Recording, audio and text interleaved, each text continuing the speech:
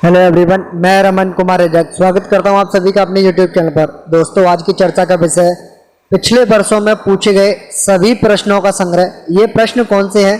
तो ये प्रश्न जीके से रिलेटेड हैं, जनरल नॉलेज से रिलेटेड हैं, जो कि एमटीएस के एग्जाम में, पोस्टमैन के एग्जाम में और इससे पहले पीए का जो एग्जाम हुआ है वहाँ पर भी पूछे गए थे। तो आप लोगों के लिए जो क्लास है वो पोस्टमैन के एग्जाम के लिए और एमटीएस के एग्जाम के लिए यूजफुल रहने वाली है। तो जो लोग पोस्टमैन और एमटीएस का एग्जाम देने वाले हैं वो लोग इस क्लास को देख सकते हैं। पीए के क्लास या पीए एग्जाम में जो प्रश्न पूछे गए थे जीके में 2022 में, उनके लिए भी एक अलग से वीडियो है। ये जो वीडियो है वो प्रीवियस ईयर क्वेश्चंस से ली गई है, यानी कि पिछले वर्षों में जो प्रश्न पूछे गए हैं, जैसे 2021 में या 2020 में जो प्रश्न पूछे गए जीके से रिलेटेड, वो सारे क्वेश्चंस इसमें कवर करेंगे हम लोग। मास्टर वीडियो टॉपिक का नाम क्यों दिया हुआ है? क्योंकि ये जो सीरीज है ये कई पार्ट्स में डिवाइडेड होगी। एक वीडियो में सभी प्रश्नों का संग्रह करना पॉसिबल नहीं है, लेकिन हम लोग इन्हें कई पार्ट्स में डिवाइड करेंगे इन सीरीज को। और सीरीज का जो नाम रहेगा वो रहेगा मास्टर वीडियो। जीके वाली की जो मास्टर वीडियो है या मास्टर क्लास है वो रहेगी, और थोड़े थोड़े प्रश्न डेली डोज के रूप में हम लोग इनको देखेंगे। और सबसे पहले जानते हैं आज के पहले प्रश्न के बारे में। पहला प्रश्न है कि कंप्यूटर के संदर्भ में ROM का पूरा नाम क्या है? तो बेसिकली आपसे ROM की फुल फॉर्म पूछी गई है। ROM की फुल फॉर्म है रीड ओनली मेमोरी, यानी कि ऑप्शन नंबर ए हो जाएगा इस प्रश्न के लिए सही आंसर। वहीं बात करें RAM के बारे में, RAM की फुल फॉर्म भी पूछी गई है। तो RAM की फुल फॉर्म है रैंडम एक्सेस मेमोरी। RAM की फुल फॉर्म है रैंडम एक्सेस या एक्सेस मेमोरी भी बोल सकते हैं आप लोग, रैंडम एक्सेस मेमोरी। तो दो प्रश्न यहां से बन रहे हैं, एक ROM की full form read only memory और एक RAM की full form random access memory. Question number दो में पूछा गया भारतीय राष्ट्रीय कांग्रेस के पहले अध्यक्ष कौन थे? तो भारतीय राष्ट्रीय कांग्रेस के जो पहले अध्यक्ष हैं वो है WC Banerjee. Option number C हो जाएगा इस प्रश्न के लिए सही आंसर। WC बनर्जी का पूरा नाम क्या है? यहां से भी आप लोग इस इंफॉर्मेशन को कलेक्ट कर सकते हैं। तो उनका नाम था व्योमेश चंद्र बनर्जी। व्योमेश चंद्र बनर्जी, WC बनर्जी का पूरा नाम है। इनके बारे में थोड़ी सी एक्स्ट्रा इंफॉर्मेशन जान लेते हैं। तो भारतीय राष्ट्रीय कांग्रेस की जो स्थापना है वो 72 प्रतिनिधियों की उपस्थिति में हुई थी, और इसकी जो स्थापना है वो 28 दिसंबर 1885 को हुई थी। 28 दिसंबर 1885 को भारतीय राष्ट्रीय कांग्रेस की स्थापना हुई थी। कहां पर हुई थी, कौन से शहर में हुई थी? तो बंबई शहर, जो आज का मुंबई है, वहां पर हुई थी। और किस जगह पर हुई थी? तो जगह का नाम है गोकुलदास तेजपाल संस्कृत कॉलेज या महाविद्यालय में इसकी स्थापना हुई थी। और ये जो WC बनर्जी हैं वो कलकत्ता के निवासी हैं। व्योमेश चंद्र बनर्जी इनका पूरा नाम है, और उसी दिन इनको अध्यक्ष के रूप में नियुक्त किया गया था, यानी कि पहले अध्यक्ष WC बनर्जी थे। ऑप्शन नंबर सी हो जाएगा इस प्रश्न के लिए सही आंसर। जो फैक्ट्स में से प्रश्न पूछे गए हैं वो ये थे कि भारतीय राष्ट्रीय कांग्रेस की स्थापना कब हुई थी, ये प्रश्न पूछा गया है। तो फैक्ट्स में से आपको याद रखना है 28 दिसंबर 1885 को भारतीय राष्ट्रीय कांग्रेस की स्थापना हुई थी।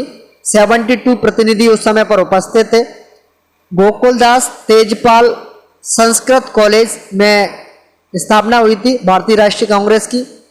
व्योमेश चंद्र बनर्जी कोलकाता के रहने वाले हैं, और उसी समय पर इनको अध्यक्ष के रूप में नियुक्त किया गया था। नेक्स्ट बात करते हैं क्वेश्चन नंबर 3 की। 3 में पूछा गया द पोस्ट ऑफिस नाटक किसने लिखा है? तो एक नाटक है द पोस्ट ऑफिस। बहुत से लोगों ने इसका वीडियो भी देखा होगा। वीडियो अगर देखना चाहते हैं आप लोग, पोस्ट ऑफिस से रिलेटेड है, तो फ्री ऑफ कॉस्ट आपको यूट्यूब पर मिल जाएगा, आपको वहां से आप लोग देख सकते हो उसको। पूछा गया है कि ये जो नाटक है वो किसने लिखा है? तो नाटक को लिखने वाले जो व्यक्ति हैं वो है रविंद्रनाथ टैगोर। आप लोग इनके बारे में अच्छे खासे जानते होंगे, बहुत सारी इंफॉर्मेशन इनके बारे में। तो रविंद्रनाथ टैगोर के द्वारा द पोस्ट ऑफिस नाटक लिखा गया है, और ये जो नाटक है वो 1912 में लिखा है। तो आप लोग ईयर का भी याद रखोगे, 1912 में ये जो नाटक है वो लिखा गया है। नेक्स्ट क्वेश्चन नंबर 4 में पूछा गया है कि आईटी के संदर्भ में HTTP का पूरा नाम क्या है। HTTP की फुल फॉर्म पूछी गई है, क्या है? तो HTTP की फुल फॉर्म है हाइपर टेक्स्ट ट्रांसफर प्रोटोटाइप। तो इस प्रश्न के लिए जो सही फुल फॉर्म है वो है हाइपर टेक्स्ट ट्रांसफर प्रोटोकॉल, यानी कि ऑप्शन नंबर बी होगा इस प्रश्न के लिए सही आंसर। HTTP के पूरा नाम है hyper text transfer protocol, option number B हो जाएगा इस प्रश्न के लिए सही आंसर। नेक्स्ट बात करें क्वेश्चन नंबर 5 की। 5 में पूछा गया कि महात्मा गांधी द्वारा प्रसिद्ध दांडी मार्च किस वर्ष निकाला गया था। तो प्रश्न यहाँ से क्वेश्चन में से दो ही बन रहे हैं। वो पहला ये है कि दांडी मार्च किसके द्वारा निकाला गया था, तो महात्मा गांधी के द्वारा निकाला गया था। दांडी मार्च को हम लोग किस अन्य नाम से जानते हैं इसके बारे में जान लेते हैं। तो दांडी मार्च को लवण सत्याग्रह, लवण का मतलब होता है नमक, लवण सत्याग्रह के नाम से भी जानते हैं। इसे हम लोग नमक मार्च के नाम से भी जानते हैं, और इसे हम लोग दांडी में हुआ था इसलिए इसे हम लोग दांडी सत्याग्रह के रूप में भी जानते हैं। तो दांडी मार्च के जो अलग अलग नाम है इनको भी आप लोग याद रखोगे। पहला है लवण सत्याग्रह, दूसरा है नमक मार्च, तीसरा है दांडी सत्याग्रह, और दांडी मार्च के रूप में तो हम लोग ऑलरेडी इसको जानते हैं। तो ये इनके सारे जो नाम है वो दांडी मार्च के नाम है। इसे किस ईयर में निकाला गया था, तो इसे 1930 में निकाला गया था, ऑप्शन नंबर बी हो जाएगा इस प्रश्न के लिए सही आंसर। इसका जो नेतृत्व है वो महात्मा गांधी के द्वारा किया गया था, और ये एक अहिंसक सविनय अवज्ञा आंदोलन का एक तरीके से पार्ट था। और ये कितने दिन तक चला था दांडी मार्च?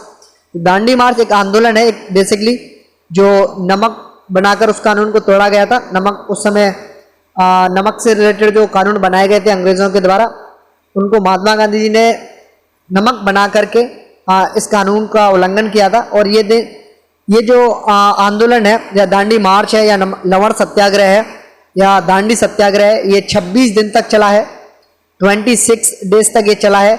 और इसकी जो डेट्स हैं वो है 12 मार्च से ये स्टार्ट हुआ है और 6 अप्रैल को ये ख़त्म हुआ है।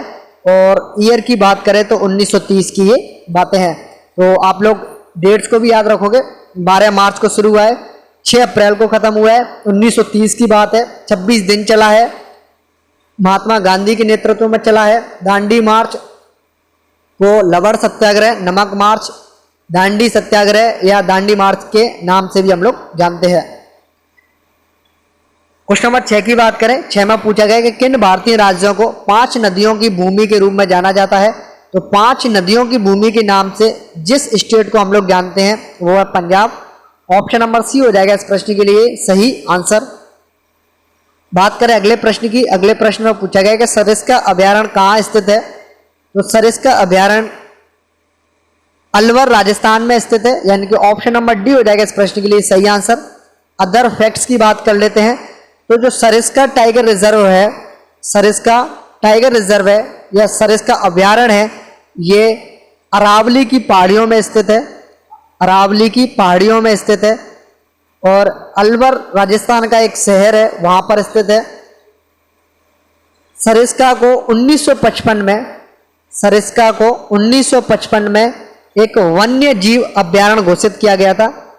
1955 में वन्य जीव अभयारण्य घोषित किया गया था सरिस्का को। और 1978 में इसे बाघ 1978 में इसे बाघ अभयारण्य घोषित किया गया था। दो अलग अलग डेट्स हैं, एक तो है 1955 में इसे वन्य जीव अभयारण्य के रूप में घोषित किया गया था। दूसरी डेट है 1978 में बाघ अभयारण्य के रूप में सरिस्का को घोषित किया गया था। इसके बाद से ही ये भारत का जो प्रोजेक्ट टाइगर है उसका हिस्सा बन गया था। आप लोग इन फैक्ट्स को भी याद रखेंगे, यहां से भी प्रश्न पूछे गए हैं। क्वेश्चन नंबर 8 की बात करें। ग्लिम्पसेस ऑफ वर्ल्ड हिस्ट्री पुस्तक किसने लिखी है। तो ग्लिम्पसेस ऑफ वर्ल्ड हिस्ट्री के जो लेखक हैं वो है Jawaharlal Nehru, option number B हो जाएगा इस प्रश्न के लिए सही आंसर। अदर फैक्ट्स की बात करें तो इस पुस्तक को 1934 में प्रकाशित किया गया था।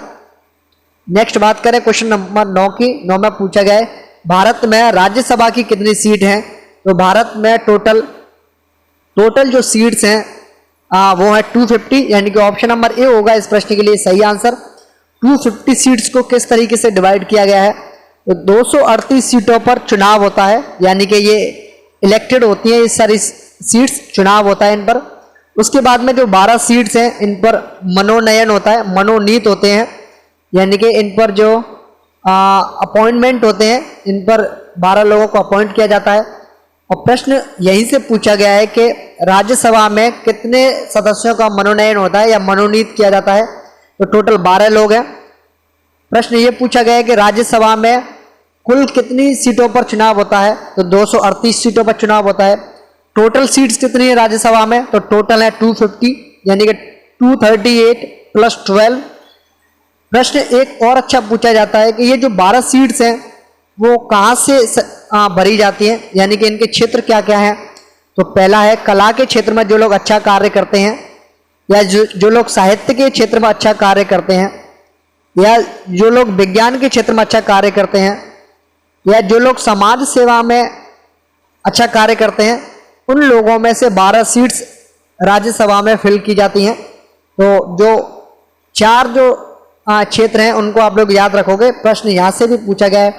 पहला है कला, विज्ञान, साहित्य और चौथा है समाज सेवा। तो क्या है इसमें खेल कूद से जो लोग सेलेक्ट किए जाते हैं, जैसे सचिन तेंदुलकर को सेलेक्ट किया गया था, तो ये किस जगह से आते हैं, या इनके लिए कोई कोटा नहीं है फिर भी इनको राज्यसभा में कैसे अपॉइंट किया गया था। तो खेल को एक कला के रूप में देखा जाता है, तो उस तरीके से या उस तरीके से इनका जो मनोनयन है उस तरीके से किया गया था कि खेल भी एक कला है और कला में 12 लोगों में से अपॉइंट किया जा सकता है, इसलिए सचिन तेंदुलकर को भी राज्यसभा के लिए मनोनीत किया गया था। नेक्स्ट बात करें एक अच्छे प्रश्न की, तो यहाँ से जो प्रश्न ये पूछा गया है कि राज्यसभा का अध्यक्ष कौन होता है। आप लोगों के लिए ये क्वेश्चंस छोड़ के जा रहा हूं मैं कि राज्यसभा का अध्यक्ष कौन होता है, ये आपके लिए प्रश्न है। राज्यसभा में अध्यक्ष कौन होता है। क्वेश्चन नंबर 10 की बात करें, राज्यसभा का पदेन अध्यक्ष कौन होता है। सिंपली जो आपसे प्रश्न अभी पूछा था उसका आंसर अभी दे देते हैं हम लोग। राज्यसभा का पदेन अध्यक्ष कौन होता है ये पूछा गया है। तो राज्यसभा का जो पदेन अध्यक्ष होता है वो होता है उपराष्ट्रपति, यानी कि ऑप्शन नंबर बी हो जाएगा इस प्रश्न के लिए सही आंसर। जो भारत के उपराष्ट्रपति होते हैं वही राज्यसभा के लिए पदेन अध्यक्ष होते हैं, और उनके लिए उनकी सहायता करने के लिए एक उपाध्यक्ष होता है जो कि राज्यसभा के सदन में से जिसका चयन किया जाता है। क्वेश्चन नंबर 11 की बात करें, प्रसिद्ध हुसैनी सागर झील कहाँ स्थित है। तो हुसैनी सागर क्या है, हुसैनी सागर एक झील है, ये कहाँ पर स्थित है ये पूछा गया है। तो ये हैदराबाद में स्थित है, यानी कि ऑप्शन नंबर सी हो जाएगा इस प्रश्न के लिए सही आंसर।